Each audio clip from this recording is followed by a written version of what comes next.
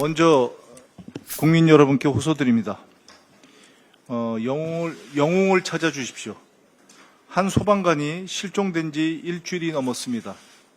3년 전 이태원 참사 현장에서 국민의 생명을 지키신 분입니다. 참사 현장에서 얻은 깊은 상처와 고통을 안고 집을 나선 뒤 아직 가족의 품으로 돌아오지 못하고 있습니다. 작은 제보 하나, 주변의 작은 관심이 그분을 살리고 가족에게 돌려보낼 수 있습니다. 지금 경찰과 소방당국이 최선을 다해 찾고 있습니다.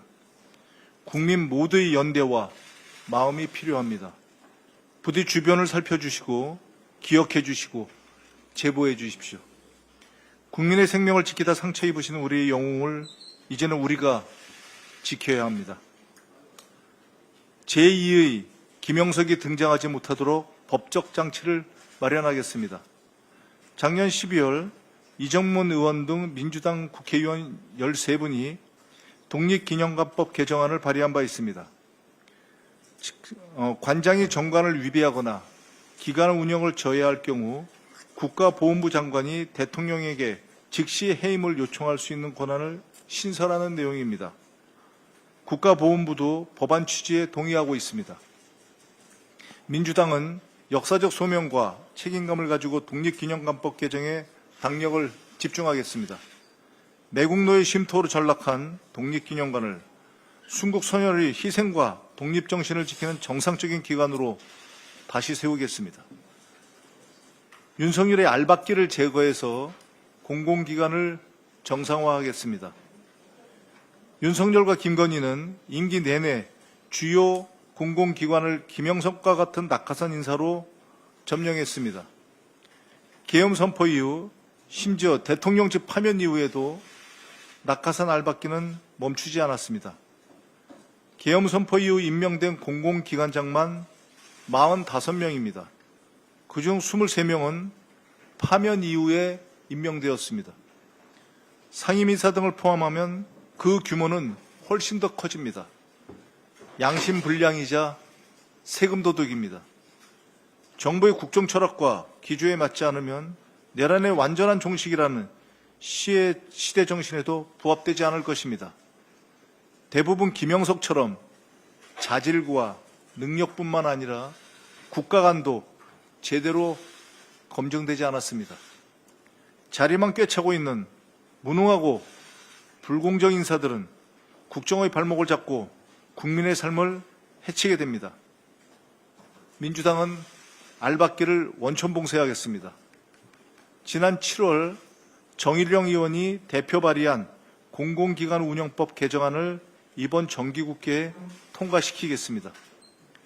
핵심은 대통령 임기와 공공기관장의 임기를 일치시켜 책임성과 투명성을 강화하는 것입니다. 법안 검토 과정에서 필요하면 내용을 보다 명확하고 확실하게 보완하는 입법도 함께 추진하겠습니다. 민주당은 공공기관이 국민을 위해 일하고 국민의 신뢰 속에 운영되도록 제도를 바로 세우겠습니다. 한덕수가 오늘 피의자 신분으로 특검에 소환됩니다. 그는 윤석열의 계엄 선포를 정당화하기 위해 허위 선포문을 작성하고 서명한 혐의를 받고 있습니다. 관련 문서를 은폐, 폐기한 정황도 드러났습니다. 그럼에도 국회와 헌법재판소에서는 마치 자신이 계엄과 무관한 듯 거짓된 태도로 일관했습니다. 대통령 권한대행 시절에는 국회가 통과시킨 민생개혁 법안에 거부권을 행사하며 국민의 뜻을 외면했습니다. 더 나아가 대선 후보 교체를 시도하며 대권까지 넘봤습니다. 이제야 모든 퍼즐이 맞춰지고 있습니다.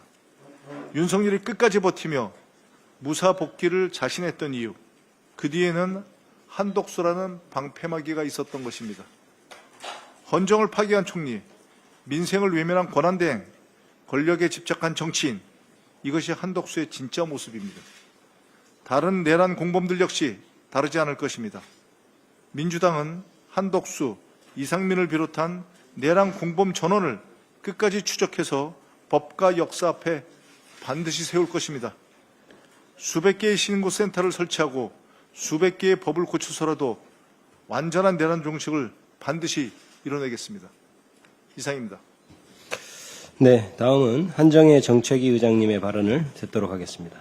네, 지난주 국정기획위원회가 국민주권정부의 5개년 청사진을 공개했습니다. 5대 국정 목표 아래 23개의 추진 전략 그리고 123개의 과제를 제시한 바 있습니다. 국정과제로 확정되기까지는 조금 시간이 있습니다만 우리 당은 국민이 주인인 나라 또 함께 행복한 대한민국을 위해 입법적 지원에 적극 나설 것입니다. 대통령실, 정부와 긴밀히 소통하면서 재개정이 필요한 법안들을 꼼꼼하게 살피고 당장 추진할 수 있는 입법 과제들부터 진행시켜 나가겠습니다. 재정이 수반되는 국정과제도 충실하게 챙기겠습니다. 재정이 어렵습니다. 그런 만큼 국가 재정이 낭비되지 않도록 하는 한편 국민들께서 필요로 하는 재정 사업은 또한 차질 없이 시행되도록 국회 예산심사에 만전을 기하도록 하겠습니다. 제한된 상황 속에서 가용한 모든 수단을 동원해서 최선의 결과를 창출하겠습니다. 윤석열 정부가 미국 웨스팅하우스의 문제 제기로 교착 상태에 빠진 체코 원전 수주 성사를 위해서 웨스팅하우스와 불평등 계약을 맺은 것으로 확인되었습니다. 우리 기업이 소형 모듈 원전 등 독자 기술 노형을 개발해도 웨스팅하우스 측의 사실상 허가가 없으면 수출이 불가능하고 원전 1기를 수출할 때마다 약 1조 원 이상의 현금이 웨스팅하우스로 가도록 되어 있고 계약 기간도 50년에 달해서 영업사원 1호를 자처했던 윤석열은 사실상 기술 주권, 원전 주권을 팔아먹고 국부를 유출시키는 매국 행위를 한 것이라고 할 수 있습니다. 민주당은 상임위를 중심으로 관련 내용에 대해서 철저하게 진상을 조사하도록 하겠습니다. 지난 3월 말 심우정 전 검찰총장 자녀의 특혜 채용 비리 의혹이 제기되었고 이제 5개월이 되어갑니다. 최초 의혹을 제기한 저는 당시 진상조사단의 단장을 맡아서 특혜 채용 진상규명에 앞장서 왔습니다. 실제로 외교부의 지원 자격 변경을 통한 특혜 제공, 경력 부풀리기, 검증 누락 등을 비롯해서 심우정 전 총장, 조태열 당시 외교부 장관, 그리고 박철희 주일 대사 등의 직권남용 혐의가 드러났습니다. 하지만 심 전 총장과 외교부는 거짓 해명으로 일관하고 감사원에 면피성 공익감사를 청구하는 등 그야말로 국민을 우롱했습니다. 민주당은 지난 6월에 공수처의 심 전 총장과 주요 관계자들을 직권남용 혐의로 고발했습니다만 아직까지 수사에 진척이 없는 상태입니다. 공수처에 강력히 촉구합니다. 지금까지 제기된 의혹들의 진상을 빠짐없이 밝히고 또한 책임자에 대해서 책임을 물어야 합니다.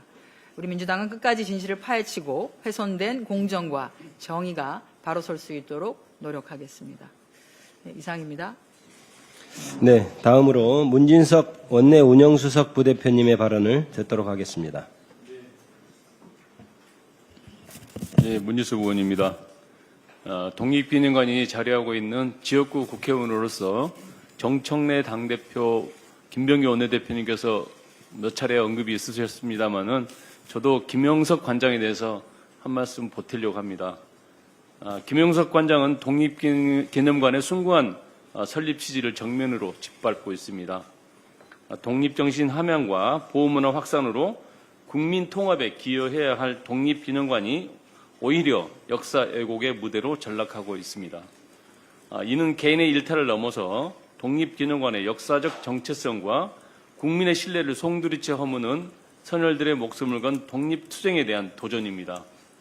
무엇보다 그는 공무원법 제56조 성실 의무를 저버렸습니다. 수차례 친일 인사를 미화하고 광복절 기념행사를 파행으로 몰아가며 기관장으로서 성실한 책무를 내팽개쳤습니다. 이는 항일 독립운동 정신에 대한 모독입니다. 그는 또 공무원법 제63조 품위 유지 의무를 정면으로 위반했습니다. 광복을 연합국의 선물로 규정하며 피로 쓴 항일 독립투쟁의 역사를 부정했습니다. 독립기념관의 이상을 땅에 떨어뜨렸습니다. 이런 자가 어떻게 그 자리에 있을 수 있단 말입니까? 공무원법 제65조 정치적 중립 의무 위반도 용납할 수 없습니다. 역사 왜곡에 맞서야 할 기관장이 오히려 편향된 뉴라이트 역사관을 앞세워 논란의 진원지가 되었습니다. 김영석의 논리에 따르면 이완영도 독립운동가라는 궤변조차 다양한 해석으로 포장할 수 있을 것입니다. 역사적 사실을 왜곡하고 국민 정서에 반하는 주장으로 혹세무민한 자 김영석, 그는 결코 그 자리에 있어서는 안 됩니다. 독립정신을 훼손하고 독립영웅들을 모욕한 김영석은 마땅히 파면되어야 합니다.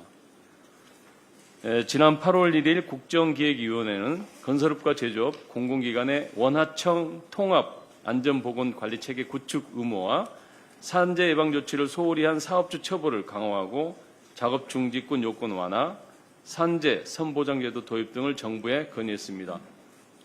고용노동부 노동안전 1차관 신설을 제안한 것도 산재 사망을 반드시 근절해야 한다는 시대적 과제를 담은 고심의 결과입니다.